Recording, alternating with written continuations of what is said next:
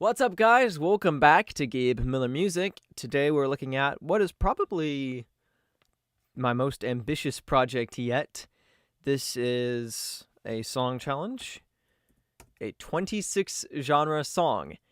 And this one's inspired by Andrew Huang and Boy in a Band. By their song, they did two of them actually, and I was inspired to try one of my own, except have everything be a subgenre of electronic.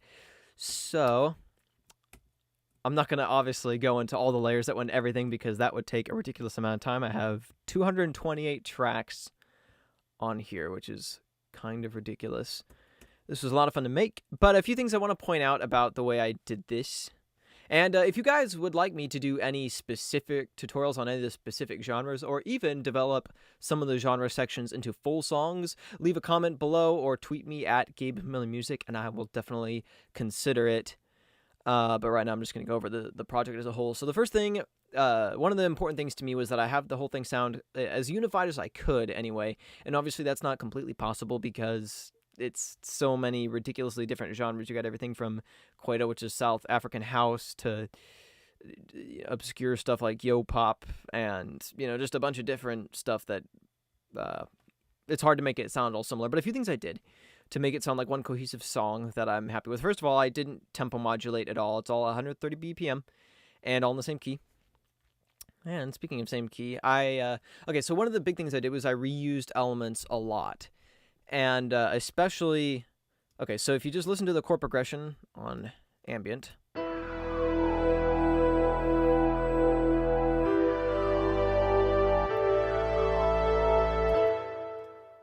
that chord progression pops up again in dubstep.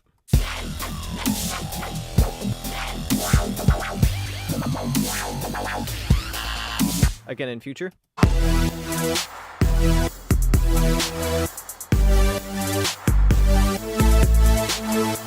And again in IDM. Which actually that's not quite the same progression, but what it is it's I actually rendered out ambient and then chopped it up and loaded it into my sampler plugin, so I could just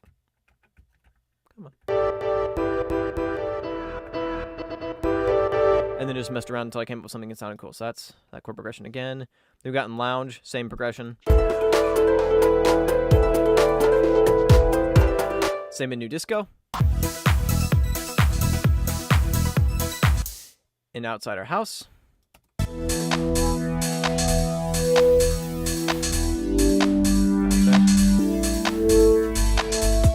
Same in progressive house, and a few of the others as well. All share that same chord progression, and that ties it together nicely. And the other thing is the little melody, which you first hear fully on chiptune.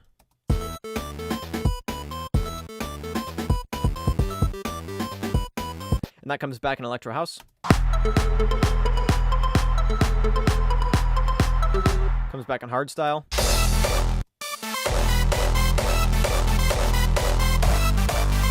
And a bunch of the others as well. Another use of it that I was proud of was in lounge. Did it with the harp.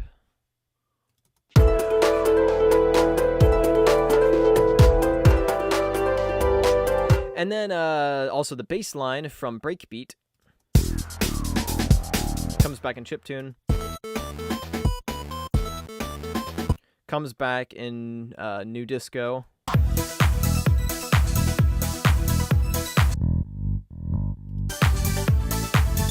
And a bunch of the others as well. So those are the three melodic elements that I reused all throughout, and then everything else that's a different melody is all in the same key as well.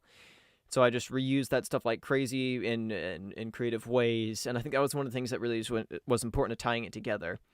And then, as you may have noticed, ambient keeps popping up everywhere, some of the same elements I used, and also carried over elements. So for instance, within trap, or within synth pop, I had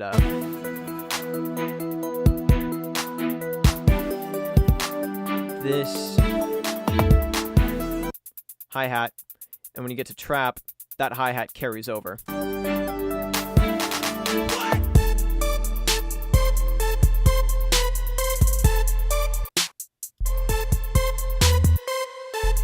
Right there.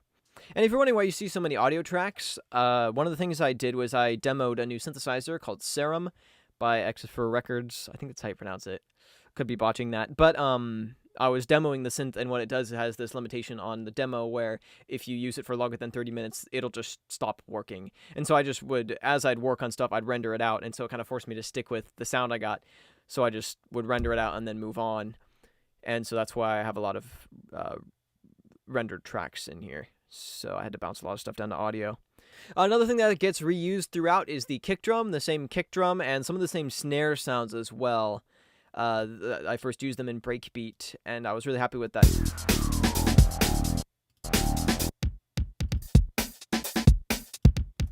So that kick drum I built out of a few different kick drums, and I have that come back all throughout. So you hear it in dubstep, you hear it in a bunch of others. Now I'll just go into a few of the favorites that I have of mine, some of my favorite genres that I did. The first one would be Breakbeat. I'm very happy with how that turned out, so let's open up this track stack here. So I started off with the drums, so we got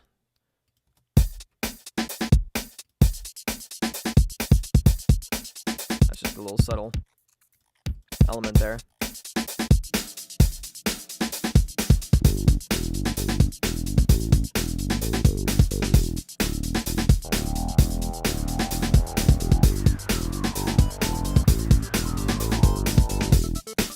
And that's the melody I ended up using for chiptune as well, and it's got this little gate thing. Once again, repurposing it. So that's Breakbeat. Hop into dubstep. This is probably my favorite part of the whole thing. And as you can see, I use Serum a lot for this. It's kind of like, I was looking around, I actually recently got Massive as a synth, and I'm really liking it. And before that, though, I was demoing a couple other plugins that were similar, just out of curiosity, and Serum was one of the things that was recommended to me. And so I tried it, and while I do like it, I ended up going for Massive because that's what a lot of people know, and it's easier to find tutorials on it and such like. But here's dubstep. So I started off with the drums, so same kick drum, and also carried over the hi-hat.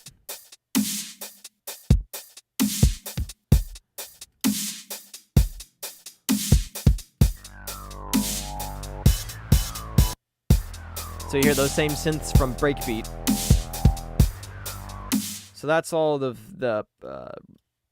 that. And then for the bass, we got this one that goes on the whole time.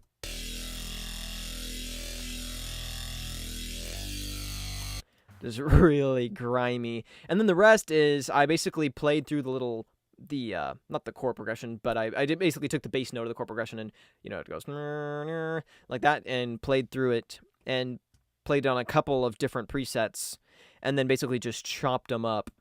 So we end up with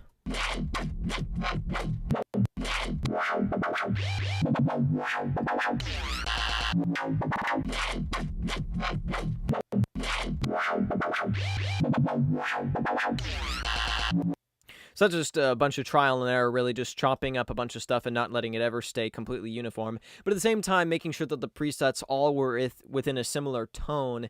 Because that's one thing I hear with kind of amateur dubstep, is that they'll use these presets that are just like ridiculously different sounding from each other. And I made sure that they all sound similar, and it really works that way. And then you couple that with the heavy snare, and you get... Alrighty, Electro House. One of the cool things was the melody. It's just got a ridiculous amount of reverb on it, and a little cool gate thing. Hardstyle? Let's look into hardstyle. Hardstyle, I'm not sure how I feel about that genre. It's fun. It's rather headache-inducing and kind of, too much. But it is fun, and I enjoyed producing it. So, start off with the kick. Nope, that's not the kick. Kick. And this is actually just a sample that I found online. I didn't synthesize it myself. I know I'm terrible, but I have no experience producing hardstyle, and that's just what I had to do. So I have it tuned to the key of the song, playing in E, and then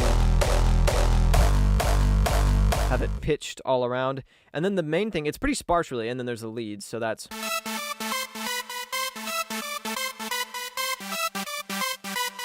It's got a little reverb on it, and that was once again on Serum, so I had to render it down.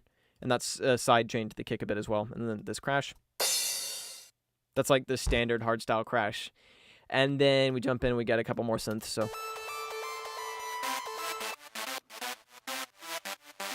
and just sidechain the snot out of that one. So we got...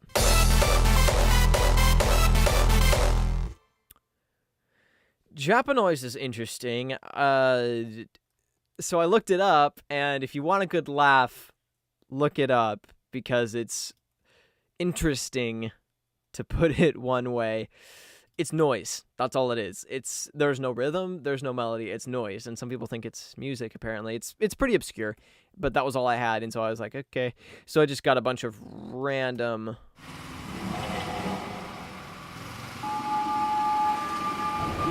Just a bunch of random sound, and then this is kind of fun. I took this clapping and then pitched it way down, so you get... which is kind of disturbing. Melbourne Bounce. This is a very fun genre. Once again, use Serum for the synths. So we got the kick.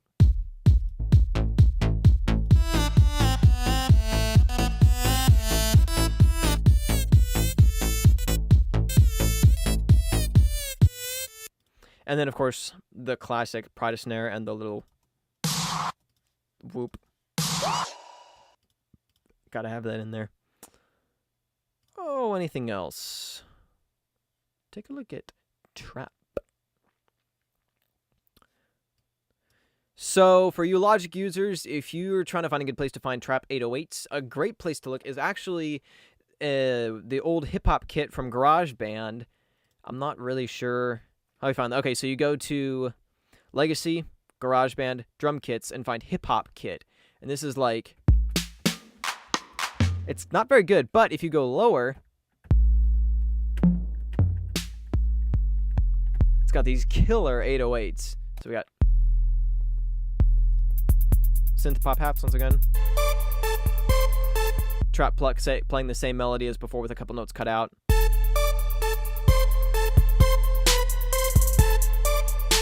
The little construction kit I used that has some nice samples in it. So just took all the samples and then brought them into my sampler so I could just play it. So I can just...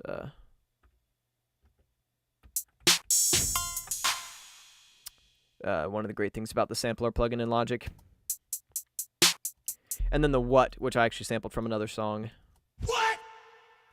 Great sample. And then have the What's come back in, except it's a chant this time.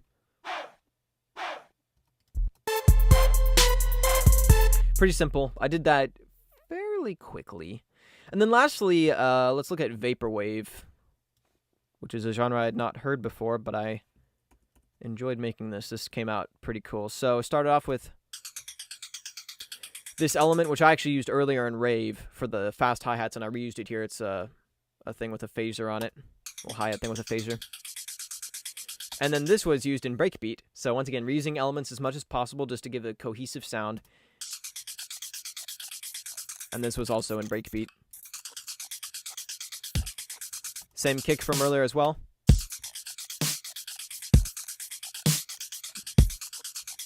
And then let's look at this synth. So I'll keep the kick on here.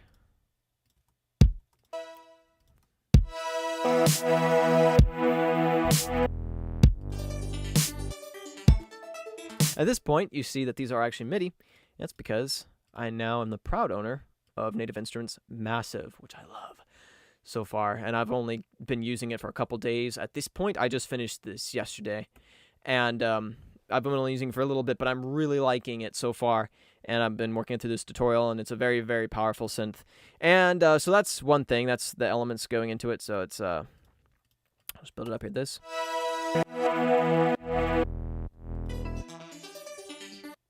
And then these little vintage. And then one of the things going on here, this pumping. The way I did this is this plugin that I highly recommend any EDM producer ever get. It's called LFO Tool by Exifer Records, only $50. And I got some money. I just graduated yesterday, actually, and I got some gifts in the form of cash, and so I was able to upgrade some of my studio stuff, and the upgrades were getting Massive and getting this plugin right here. And basically what it allows you to do is come in, and I'll just demo it on here. And it does a ton of stuff. This is just one small part of it, but it does do the pumping sound, basically. So I can adjust.